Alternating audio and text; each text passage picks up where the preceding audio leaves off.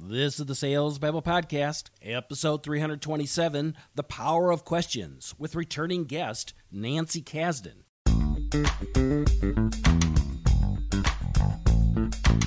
Welcome to Sales Babble, the podcast that shares selling secrets for non-sellers. And now your host, Pat Helmers.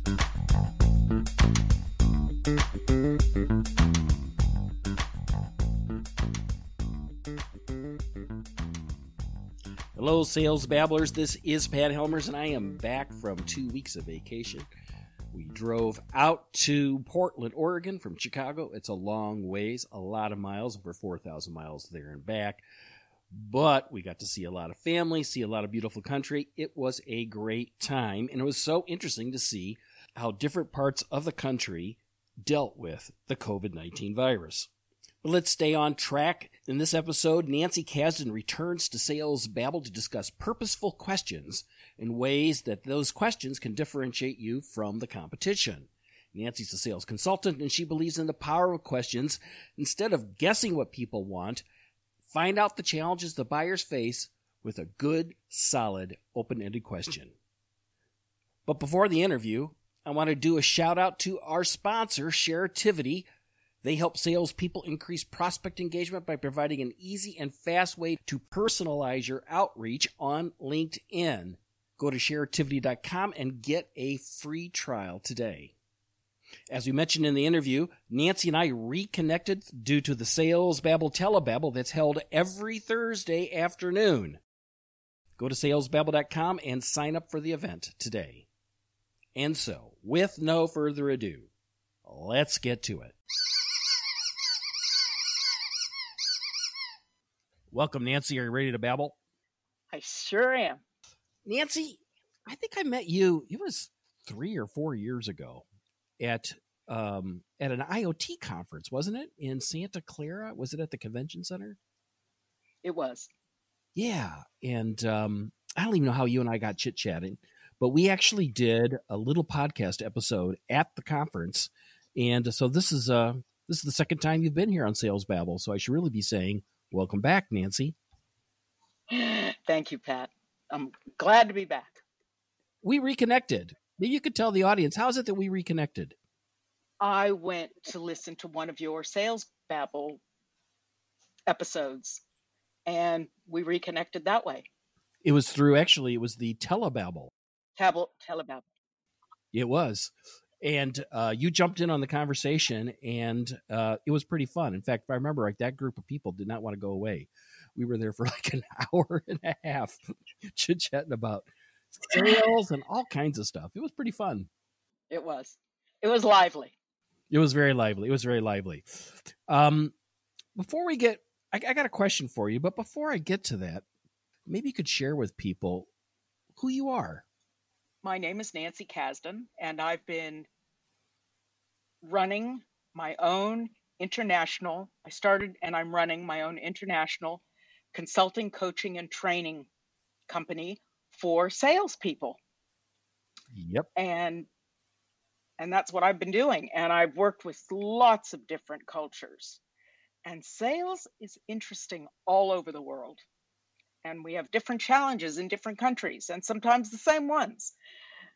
And so we work mainly with technology companies, financial services, and medical companies, lots of startups, because I live in Silicon Valley here, so lots of startups. And that's what's happening. Startups are my true love. And that's... Yeah, and that's why I've worked with a number of startups in Silicon Valley, and that's why I was at the IoT conference, because I just love new ideas, and I know how difficult it is for people to get their first 10 customers. That's just such a challenge. So you and I have that same love, and I think that's why we really connected. On the Telebabble, we got talking about questioning and listening and things like that, and you said something interesting just before when we hopped onto the call here, that how it is that good questions differentiate you from other people, how that's a possibility. Isn't that what you said? I certainly did. So what's the answer to that? The answer is that great questions, or I should say purposeful questions, can help differentiate you in a sales meeting or in just any meeting from others. Great questions are a wonderful way to get people to open up and start talking, especially if you're asking them an open question that starts with who, what, when, where, how, and people want to feel like they're valued. And when you start asking purposeful questions and well-prepared questions, people really feel valued and feel like you care. And when people feel like you care, that starts to develop a wonderful, sustainable business and personal relationship. What do you mean by purposeful? I'm all about having purposeful questions. I think people ask a lot of questions, and I'm not sure that they're always thinking about the question they're asking and why they're asking it, and or listening for a response. People ask all the time, how are you doing? How are you? I don't know that we listen for the answer. It's such an easy thing to do, but I'm not sure that that's actually as purposeful as how are you handling the challenges of business today in a COVID environment? That's a different question. That's really crafting something where you want to listen to what someone says. So purposeful is meaning, and it's having meaning underneath or behind the questions that you ask, especially in sales meetings. Could you give us some examples of what that might look like? So I heard you say something along the lines like who, what, when, where, why kinds of questions. Mm-hmm. What kinds of questions should our audience be focusing on when they're talking with prospective buyers in a sales meeting? The number one thing is before you ever start speaking to a buyer, make sure you've done your due diligence or your research. You've looked them up on LinkedIn. You've looked at their profile or on lots of different social media. Then that gives you an idea of who they are and what they do. Look at, if they work for a company, look their company up and look at the products. Because one of the great ways to start something when you do your meet and greet and things is, and you sit down and talk.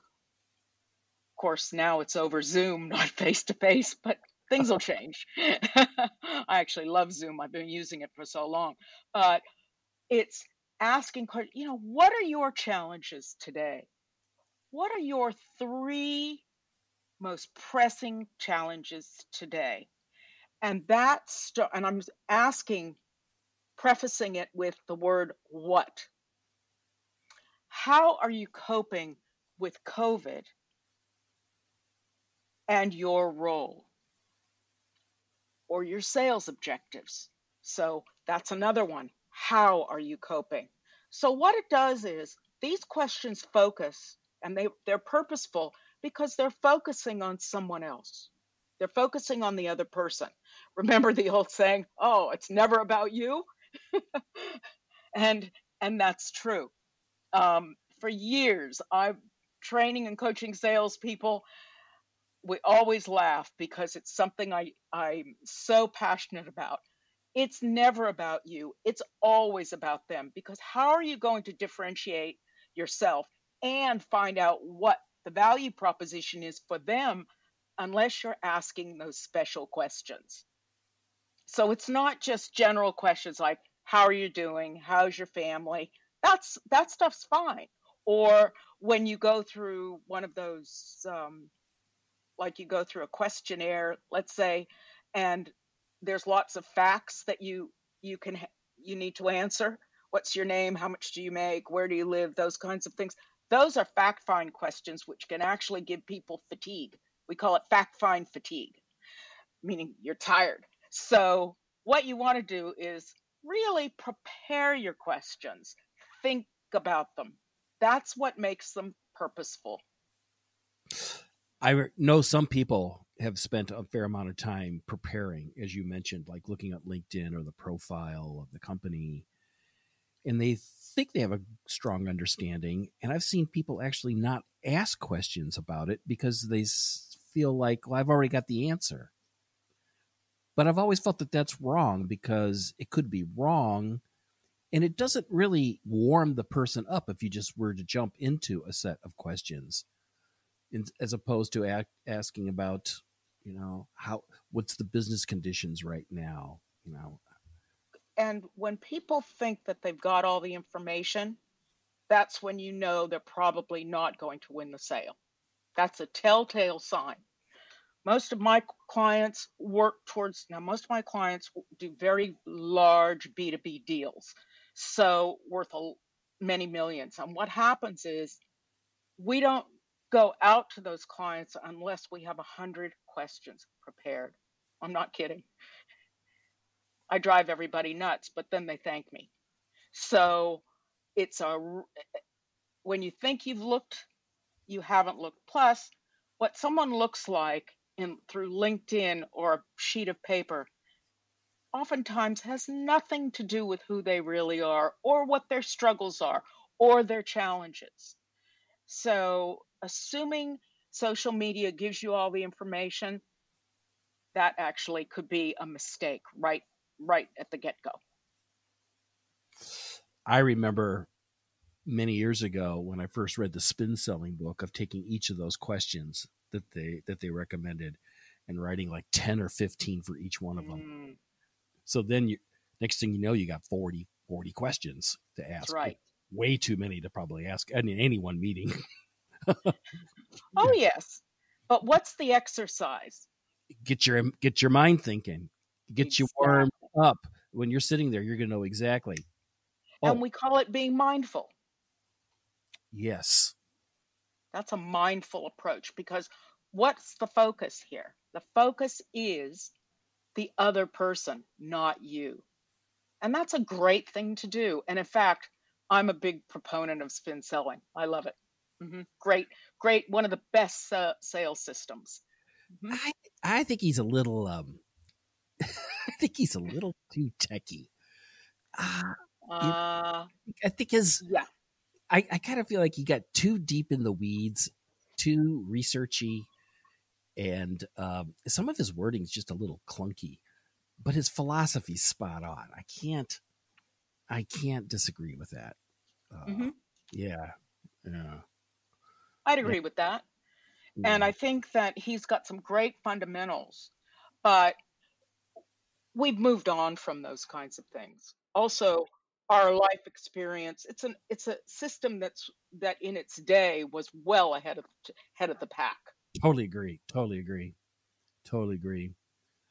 So it's not just enough about to ask the questions, as you said, and I'd like you to dig a little deeper into this whole idea of we need to really listen to what the answers are. Now you brought up one of my favorite areas. And I was afraid years ago, I was afraid to give people percentages on how much they should be talking and listening. And I was really very, even me, just pretty assertive. But I used to worry about that. So I started out saying, okay, it's 50-50. 50% of the time you're asking questions, then 50% of the time you're listening and taking notes or whatever you do for the answers. Well, that's changed now. I've changed it.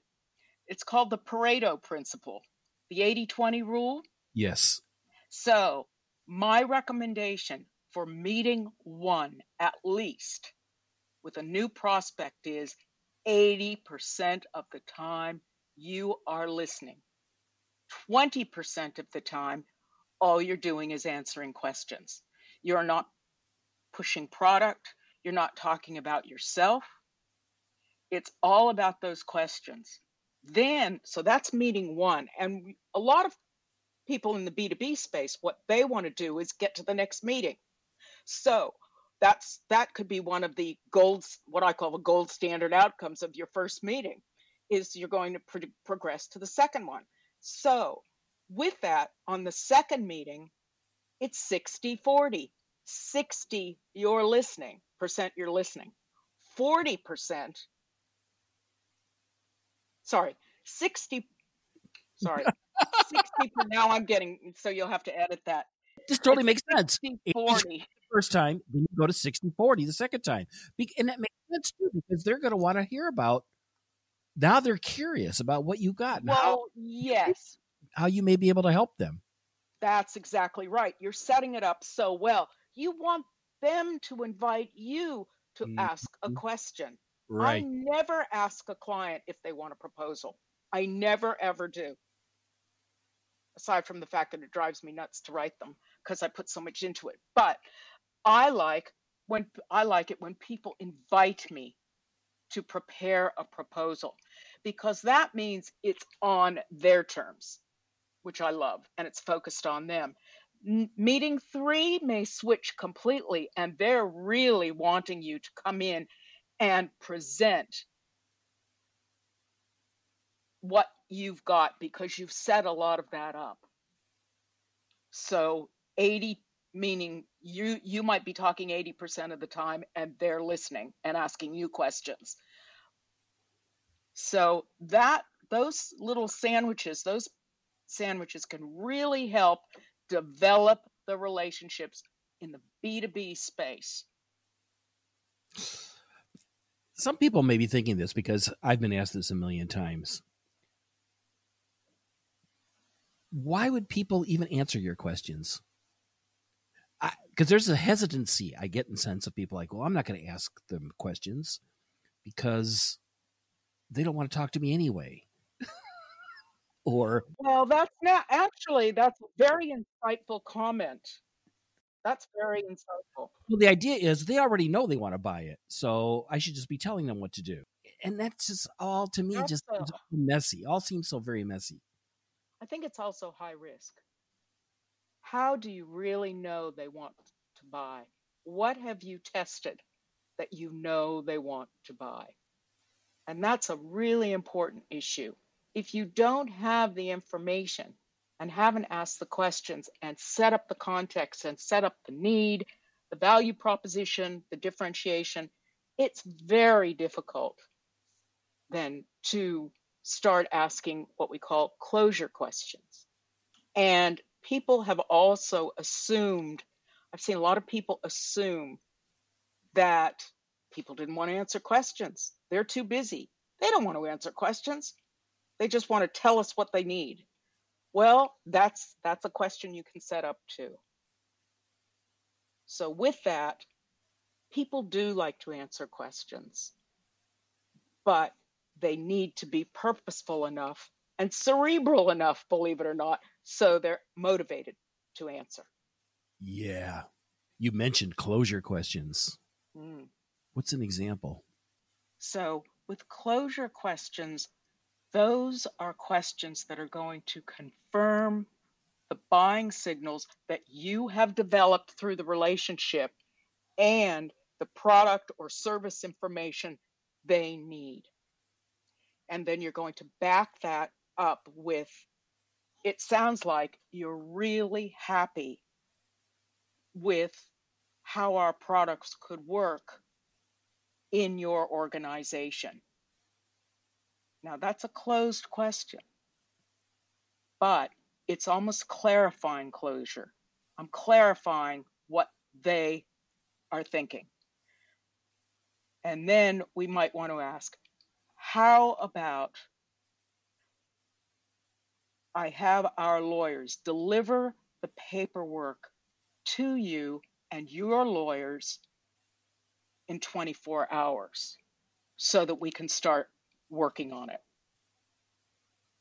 And that's another way of asking and getting a close, getting a commitment, because all closure is commitment. It's getting a commitment, whatever that commitment may be. It may be to the price. It might be to the volume of something. It might be to the value or the quality of something. It could be various product benefits or service benefits that you're putting together so that you can meet their needs. Those closure questions are wonderful, but there's a caveat on that. I have seen more people than I care to say have gone in to a close, and I'm talking in the B2B space, the more complex sale, way too early. People just close down.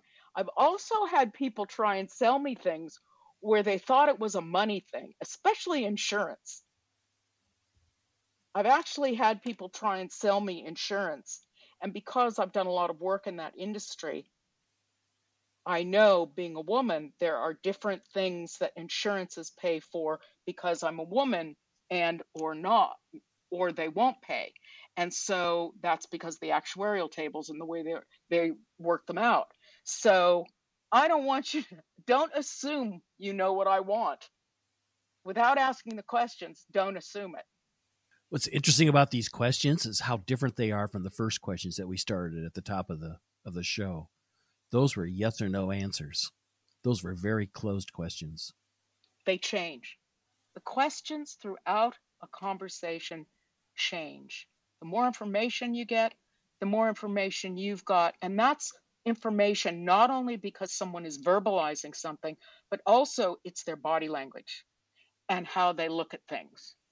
And you just have to be so mindful and aware of that conversation and what is happening in that conversation. You asked the question, it sounds like, Nancy, that you're happy with the solution that we presented here and that you think it might work for you folks. What if I had my folks start working with your folks and start getting the paperwork on this moving forward? And let's say you said no. The buyer said no. Mm-hmm. Then what happens? Oh, you explore. You go back to what I call discovery and explore. Now, if you're like me, I would say, have I missed something? I'm really concerned. Let me know. Because what you're doing is you want to understand buyer readiness. And if there's an objection coming up, that means that you didn't do enough objection prevention. This is a whole other area, but it's a vital area of get the preventative issues, get the objections and the blockers to the close as close to up front as you can. Yeah. In fact, I don't even think of objections as, I think a lot of people think of objections as being reasons the buyer doesn't want to buy, when really what objections are just questions they've got. Questions and concerns. And concerns. Yes. Yeah. Yes. Yes. And sometimes people assume that something's a price and it's all too up. 9 out of 10 times somebody says, oh, it's on price. No, it isn't. A lot of times it's not on price. It's on the quality or an aspect of the product or service. That needs to be repeated. That needs to be repeated and or clarified. 9 out of 10 times it's not about price. Oh, that's right. That's right. Mm-hmm. I'm an absolute proponent of that. But I have reasons for buying what I buy. And when I do is, if someone picks it up, that's great. If they don't, too bad, you're not going to get a sale. You know what I mean? So, I'll just pull the woman card here. Shoes, the cost of shoes I'm not ever interested in the cost. And I'm not being a snob here. But there are certain quality parameters that I absolutely must have.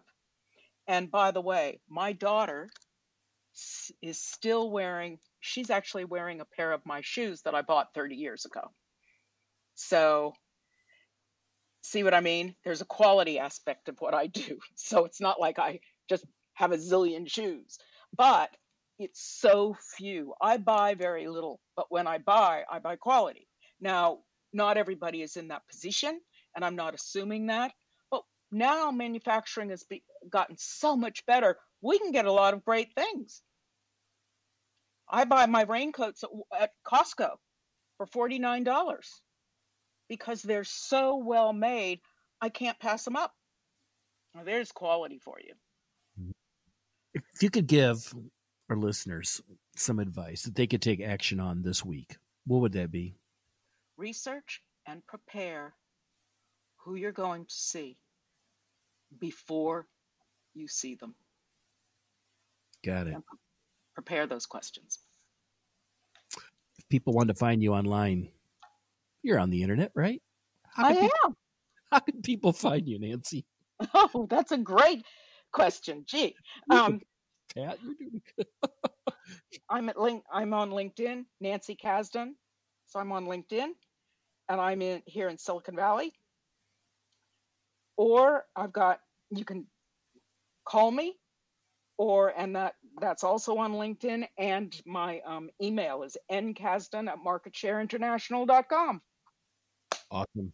Awesome. Nancy, thank you very much for stopping by and babbling here on Sales Babble. We've asked and answered some great questions here. I just want to say it's been a wonderful experience, and I'm so happy to be involved with Sales Babble. Awesome. Sales starts with getting your prospect's attention. Given all the noise, you have to be different. You have to personalize your outreach.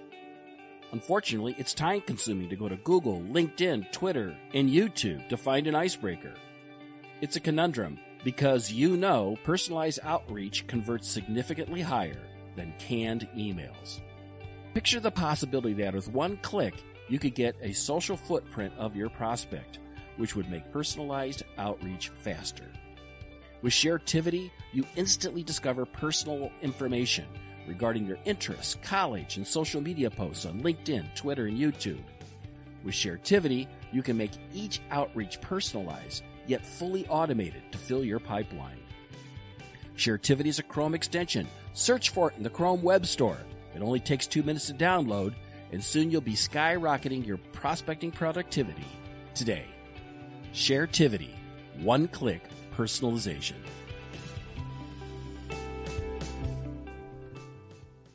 I agree with Nancy that it's all about the questions, that you've got to ask lots of questions, but it's got to be the right questions. It's got to be focused on the challenges that they have, not the weather or their family or things like that. Dig into their concerns, and through those questions, they'll see that you care. And interestingly enough, if you ask enough questions, they'll start asking questions of you and even close themselves when the time comes. To connect with Nancy, you can find her in the show notes at www.salesbabble.com/327. There, too, you'll find links to Sharetivity, get your free trial, links to the events for the Telebabble on Thursdays at 4 o'clock Central, 5 o'clock Eastern, 2 o'clock Pacific Time. And if you got any questions or any comments, don't hesitate to click the Babble Me button on salesbabble.com. I'll be more than happy to answer your question. Until Thursday on the conference call, take care and have a highly successful and a profitable selling day.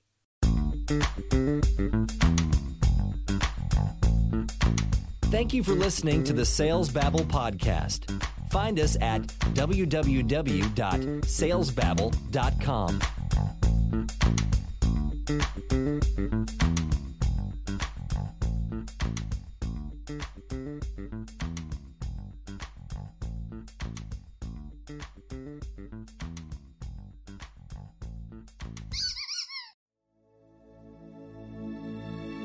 This is a production of Habanero Media.